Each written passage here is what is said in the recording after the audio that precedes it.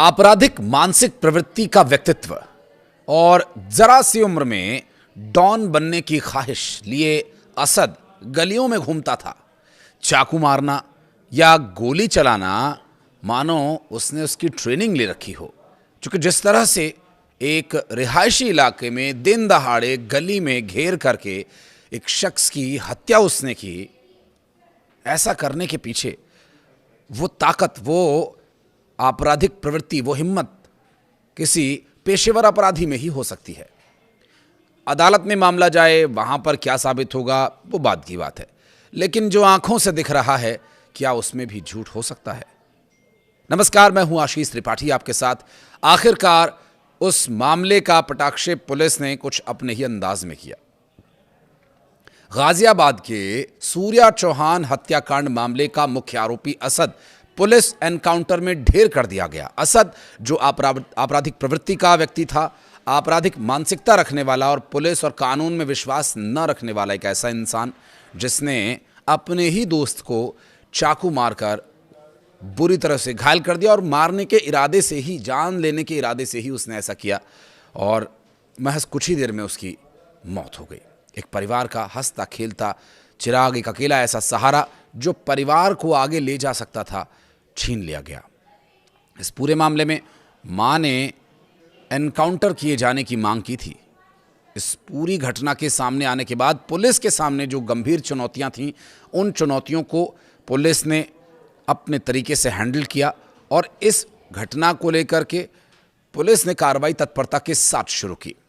Police का यह plan था कि जिस तरह बाकी आरोपियों को पकड़ा गया उसी तरह असद को भी पकड़ा जाए, लेकिन असद के दिमाग में फतूर, पुलिस को चकमा दे करके निकल जाऊंगा। ये उत्तर प्रदेश की पुलिस है, ये गाजियाबाद की पुलिस है, ये पुलिस है उन वीर जाबाज सपूतों की। इसमें शामिल एक एक सिपाही जो न सिर्फ कड़ी ट्रेनिंग करके यहां तक पहुंचा है, बल्कि कानून व्यवस्था को धता बताने वाले को कड़ा संदेश देने का भी मादा रखता है। लेकिन ये ताकत इन्हें मिली कहां से, ये हौसला इनमें आया कहां से, ये एक अहम सवाल है। उत्तर प्रदेश की पुलिस लगातार अपराध को नियंत्रित करने में जिस कदर कामयाब हुई है, इसकी चर्चा हर ओर है। इसका कोई तय पैमाना नहीं है कि पुलिस ने किस तरह से उत्तर प्रदेश में अपराध पर लगाम लगाई है, क्योंकि पुलिस अब अपराधियों को बेलगाम छोड़ने के मूड में बिल्कुल भी नहीं है। उस वक्त हुआ क्या था, चलिए वो आपको बताते हैं। दरअसल इंदिरापुरम पुलिस जो कि तलाश कर रही थी असद की, उन्हें ये सूचना मिली कि असद कुछ रुपए लेने के लिए अपने दोस्त के पास जा रहा है। वहाँ से वो रुपए लेकर के शहर छोड़ने की फिराक में था। उसका साथी जो मौके से भाग खड़ा हुआ, उसकी भी तलाश की जा रही है। पकड़े गए आरोपियों के साथ क्या होगा, इस पर भी आगे बात करेंगे।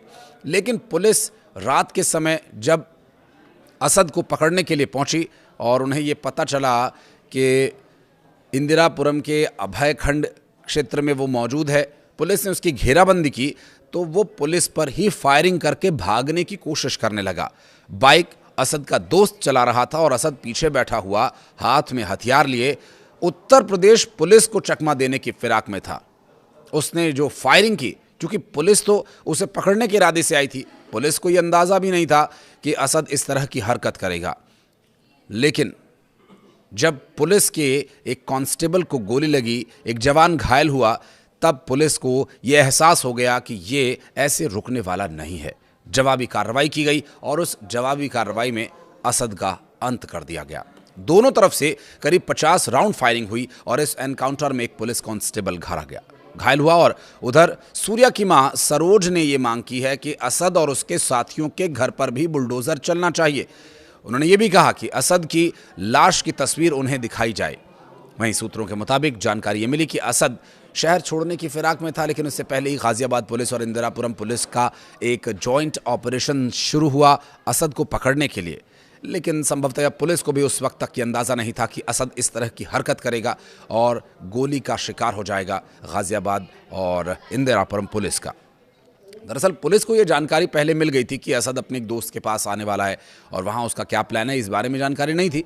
लेकिन हाँ, इस जगह वो आएगा पैसे लेने के लिए, ये ज़रूर पुलिस को पूर्व सूचना मिल गई थी। पुलिस ने उसकी घेराबंदी की और एक साथी के साथ जब वो बाइक पर आता दिखाई दिया तो पुलिस ने उसे रुकने का इशारा किया। पुलिस का दावा यह है कि रुकने के बजाय असद ने पुलिस पर ही फायरिंग शुरू कर दी। जवाबी कार्रवाई में पुलिस ने भी असद पर फायरिंग की और इस मुठभेड़ में एक पुलिस कांस्टेबल के चोट लगने, घायल होने का भी मामला है। हालांकि बाइक चला रहा असद का साथी कहां भाग गया ये तो अभी तक स्पष्ट नहीं हो पाया, लेकिन उसकी तलाश की जा रही है। पुलिस लगातार उसके लिए भी प्रयास कर रही है। उधर पुलिस को मौके से पिस्टल और बाइक भी बरामद हुई है। उत्तर प्रदेश के गाजियाबाद में बकरीद के दिन 17 वर्षीय एक छात्र सूर्या की हत्या करने के बाद से फरार चल रहे आरोपी असद को पुलिस ने एनकाउंटर में ढेर कर दिया। रविवार तड़के इंदिरापुरम के अभय खंड में हुई मुठभेड़ में असद को मार गिराया गया। खोड़ा और इंदिरापुरम पुलिस ने मिलकर के इस संयुक्त अभियान को अंजाम दिया, जिसमें एक कांस्टेबल भी घायल हुआ। बता दें कि कक्षा 11 में पढ़ने वाले सूर्या की मां और उनकी बहन ने आरोपियों का एनकाउंटर किए जाने की गुहार लगाई थी। मां सरोज ने कहा कि मैं ये चाहती हूं कि उसे भी मार दिया जाए जिस तरह उसने मेरे बेटे को मारा। मैं उसके लिए भी वैसी ही सजा की मांग करती हूं। उन्होंने कहा कि मैंने 28 मई के बाद से अपने बेटे को देखा तक नहीं। मेरे 2 बेटे हैं और एक बेटी। हालांकि मेरा बड़ा बेटा दिव्यांग है और मुझे उम्मीद थी कि छोटा बेटा परिवार का सहारा बनेगा, लेकिन उसे भी छीन लिया गया। इस पूरे मामले में अब आगे स्थिति जांच में क्या कुछ स्पष्ट होती है, ये एक और वीडियो में हम आपके लिए लेकर आएंगे। बहरहाल इस वीडियो में फिलहाल इतना ही। कुछ कहना चाहेंगे तो ज़रूर आप कमेंट सेक्शन में बताइएगा।